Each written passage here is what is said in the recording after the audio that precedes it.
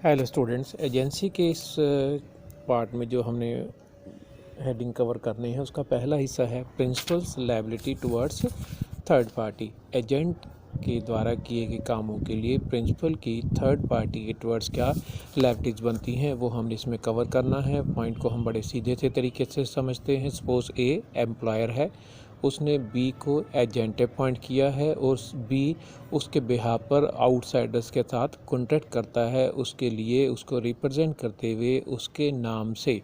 A employer हो गया, B agent हो गया, थर्ड पार्टी सपोज हमने यहाँ पर सी को ले लिया।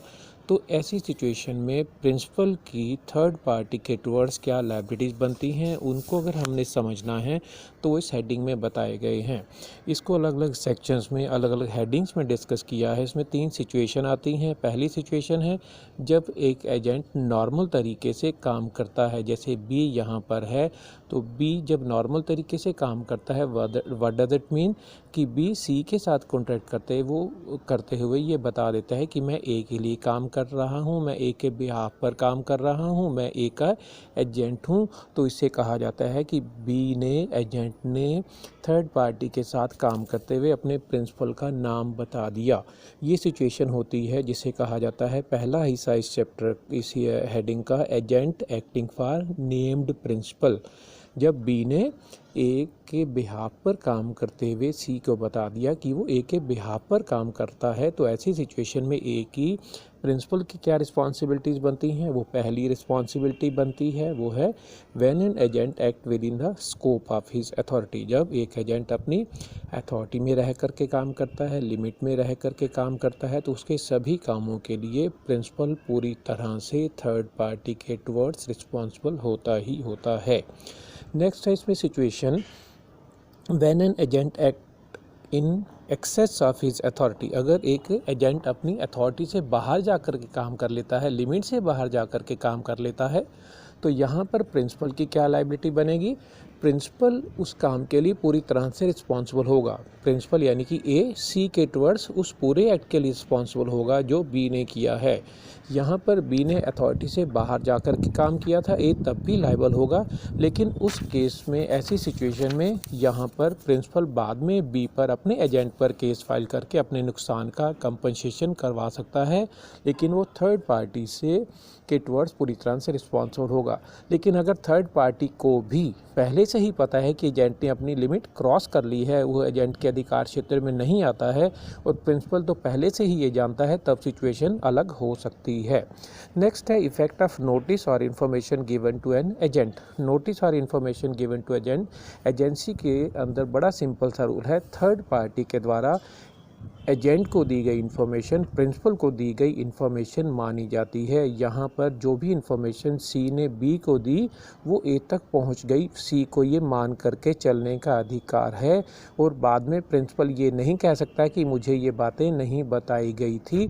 एजेंसी के कॉन्ट्रैक्ट में एजेंट को दी गई इन्फॉर्मेशन प्रिंसिपल को दी गई इन्फॉर्मेशन होती है। उसकी वजह से प्रिंसिपल की जो भी लायबिलिटी थर्ड पार्टी के टुवर्ड्स बनती हैं वो सारी प्रिंसिपल को पूरी करनी होती हैं।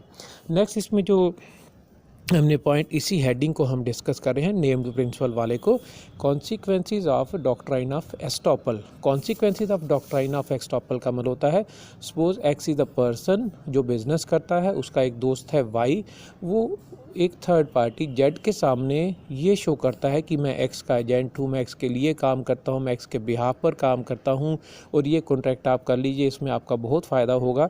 यहाँ पर एक्स का अधिकार है कि वो वाई को ऐसा करने से मना कर दे, लेकिन अगर वो वाई को मना नहीं करता, वो थर्ड पार्टी यहाँ पर जो जेड है उसको यकीन कर लेने देता है कि वाई उसका ही एजेंट है, तो ऐसी सिचुएशन में डॉक्ट्राइन ऑफ एस्टॉपल एप्लीकेबल हो जाएगा और उस पर्टिकुलर सिचुएशन में वाई के द्वारा किए गए कॉन्ट्रैक्ट के लिए एक्स पूरी तरह से रिस्पॉन्सिबल होगा, जबकि वाई वहाँ पर उसका एजेंट था ही नहीं।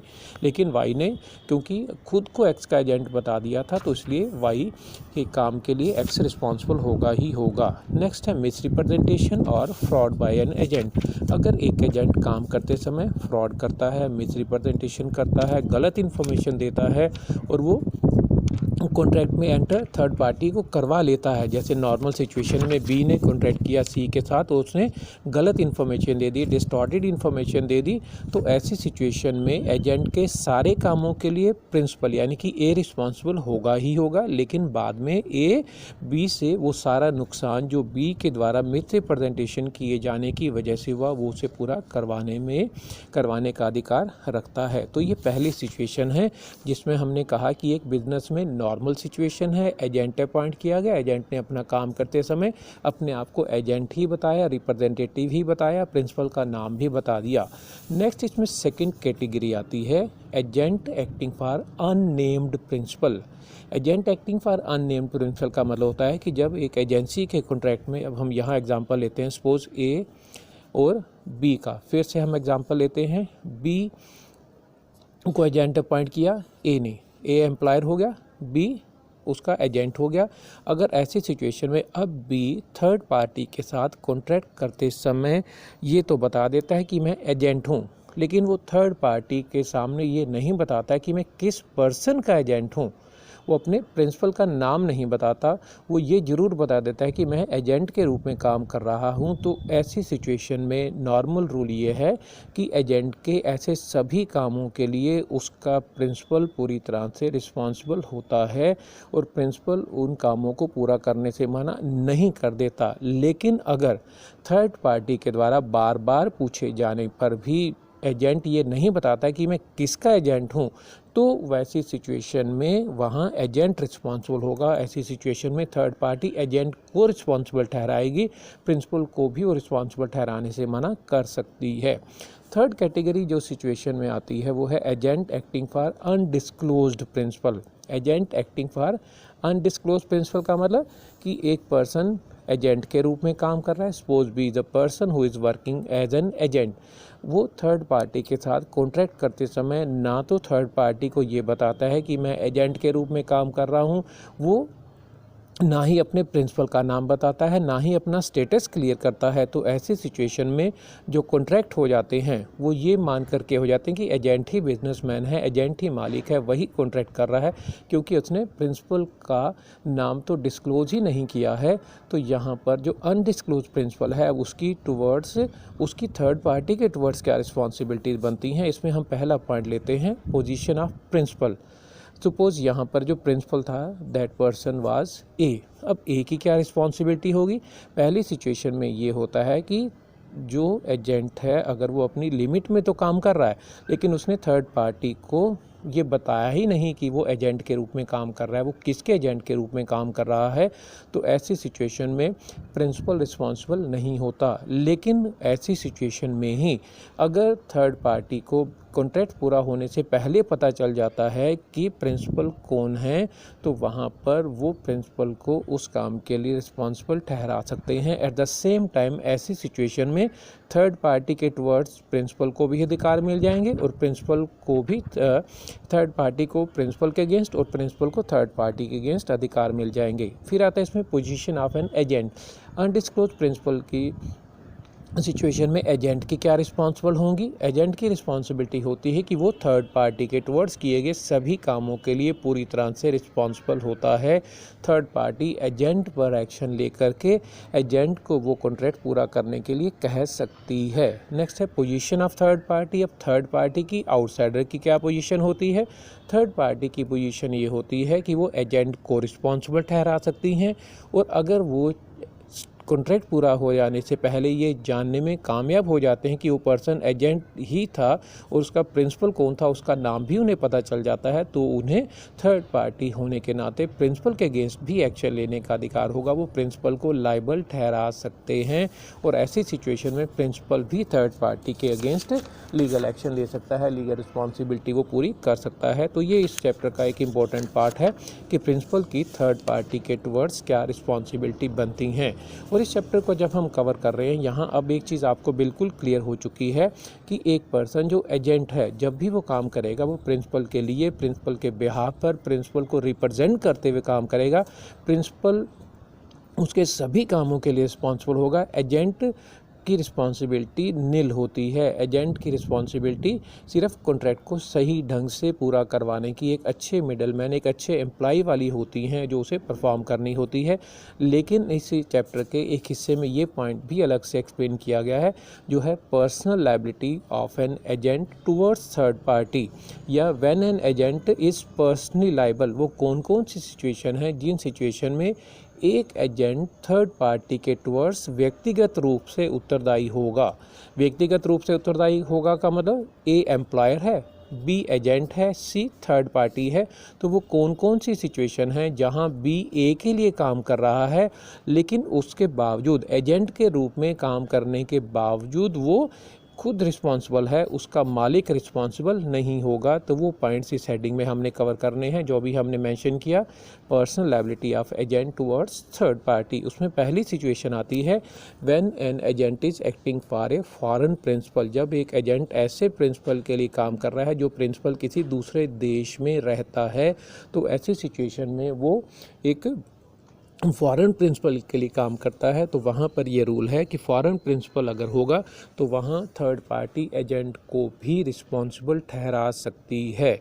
नेक्स्ट है when agent is acting for an undisclosed principal. अगर एक अभी हमने जो टर्म डिस्कस की थी अनडिस्क्लोज प्रिंसिपल, थर्ड पार्टी के सामने कॉन्ट्रैक्ट करते समय अगर एक एजेंट अपने प्रिंसिपल के बारे में बताता ही नहीं है, वो अनडिस्क्लोज प्रिंसिपल के रूप बिहाफ पर काम करता है, तो वहाँ थर्ड पार्टी एजेंट को रिस्पॉन्सिबल ठहरा सकती है। Next, when acting for the principal who can not be sued. अगर एक एजेंट ऐसे प्रिंसिपल के लिए काम कर रहा है जिस प्रिंसिपल पर केस फाइल किया ही नहीं जा सकता, इसका मतलब जो प्रिंसिपल कॉन्ट्रैक्चुअल कैपेसिटी वाली शर्त को पूरा नहीं करता, प्रिंसिपल माइनर है, वो अनसाउंड माइंड का है, वो लॉ के द्वारा डिस्क्वालीफाई डिक्लेयर किया गया है, लेकिन एजेंट मेजर है, साउंड माइंड का है, लॉ के द्वारा डिस्क्वालीफाई डिक्लेयर नहीं किया गया है, तो ऐसे सिचुएशन में एजेंट को ही रिस्पॉन्सिबल माना जाएगा।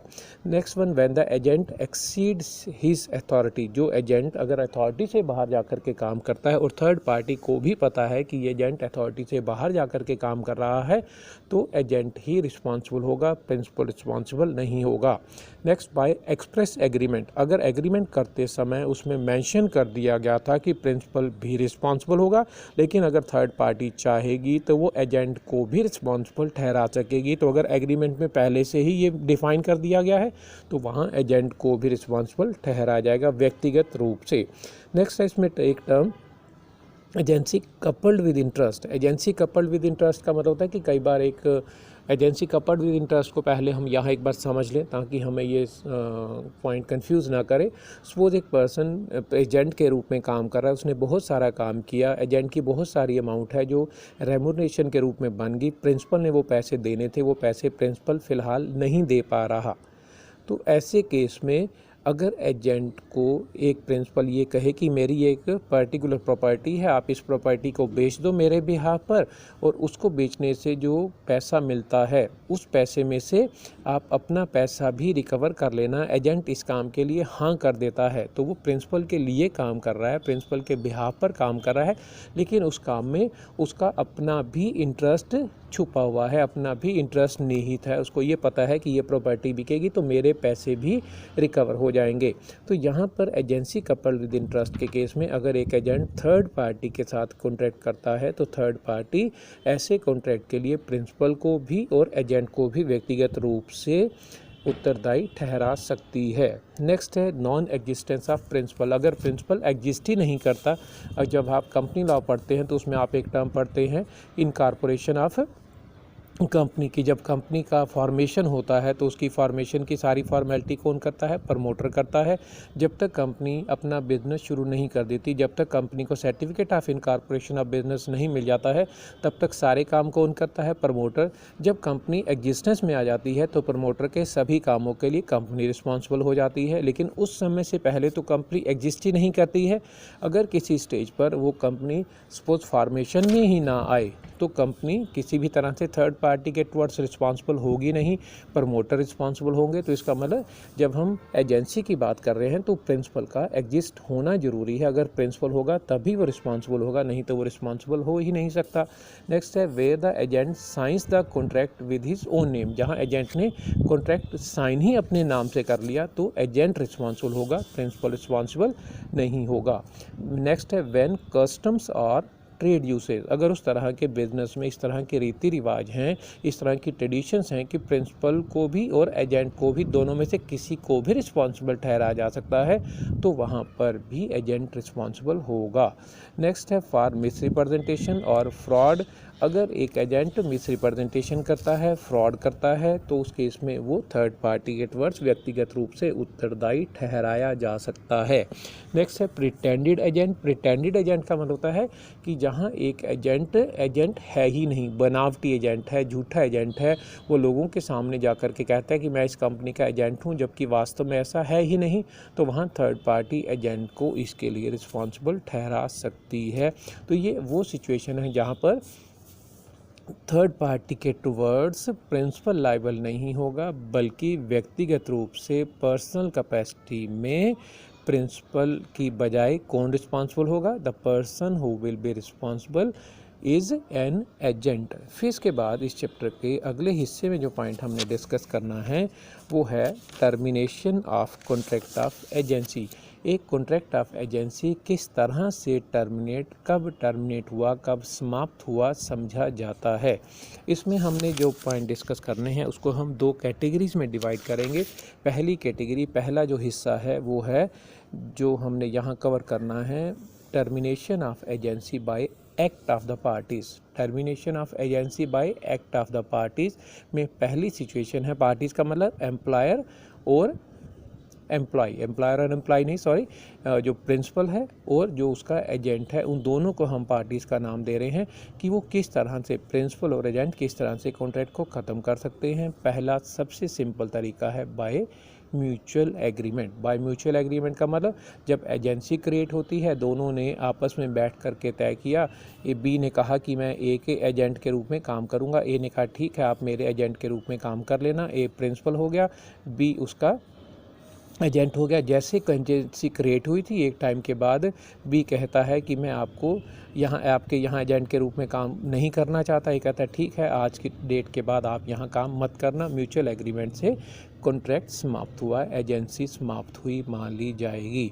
नेक्स्ट इसके अंदर सिचुएशन आती है by revocation of agent authority by principal. By revocation of agent authority by principal का मतलब है कि अगर ऐसी सिचुएशन जहाँ पर ए अपने एजेंट की अथॉरिटी में रिवोकेशन करता है, एजेंट की अथॉरिटी को एक्सीड कर देता है, एजेंट के अगेंस्ट ऐसा कोई काम करता है जो प्रिंसिपल को नहीं करना चाहिए था, तो प्रिंसिपल के द्वारा भी ऐसी सिचुएशन में एजेंट के द्वारा भी कॉन्ट्रैक्ट को ख़त्म किया जा सकता है। जैसे अभी हमने पॉइंट डिस्कस किया था, agency coupled with personal interest of an agent. अगर एक एजेंसी कपल्ड विद इंटरेस्ट है तो इंटरेस्ट का मतलब कि वहाँ एजेंट का अपना भी हित छुपा हुआ है, एजेंट का अपना इंटरेस्ट भी छुपा हुआ है। प्रिंसिपल ऐसी सिचुएशन में उसे निकाल नहीं सकता, लेकिन अगर प्रिंसिपल उसे ऐसी सिचुएशन में निकालने की बात करता है तो वहाँ पर वो कॉन्ट्रैक्ट ख़त्म हो जाएगा। वहाँ पर कॉन्ट्रैक्ट ख़त्म हो जाएगा का मतलब कि एजेंट तो वो नहीं रहेगा, लेकिन प्रिंसिपल ने क्योंकि गलत काम किया है तो ऐसी सिचुएशन में एजेंट को प्रिंसिपल के अगेंस्ट लीगल एक्शन लेने का अधिकार भी होगा। कुछ ऐसी सिचुएशन जहाँ एजेंट ने काम किया, एजेंट ने आधा काम कर लिया, आधा काम पूरा होना बाकी है, तो वो सिचुएशन क्या होगी? Partial use of authority bye an agent. तो ऐसी सिचुएशन में जब तक वो काम पूरा नहीं हो जाता प्रिंसिपल को उसे नहीं निकालना चाहिए, लेकिन प्रिंसिपल उसे फिर भी निकाल देता है तो कॉन्ट्रैक्ट तो ख़त्म हो जाएगा, लेकिन क्योंकि एजेंट का लॉस हो रहा है, वहाँ वो पैसे खर्च चुका होता है, एनर्जी लगा चुका होता है, एजेंट का जितना भी नुकसान होगा वहाँ कॉन्ट्रैक्ट रिवोक होने के बावजूद भी उसे प्रिंसिपल से वो पूरा करवाने का अधिकार होगा। Next one, personal liability undertaken by an agent. Agent ने हमारे लिए, हम प्रिंसिपल थे, हमारे लिए काम किया, उसमें उसने पर्सनल लायबिलिटी अंडरटेक कर ली, पैसे खर्च कर दिए।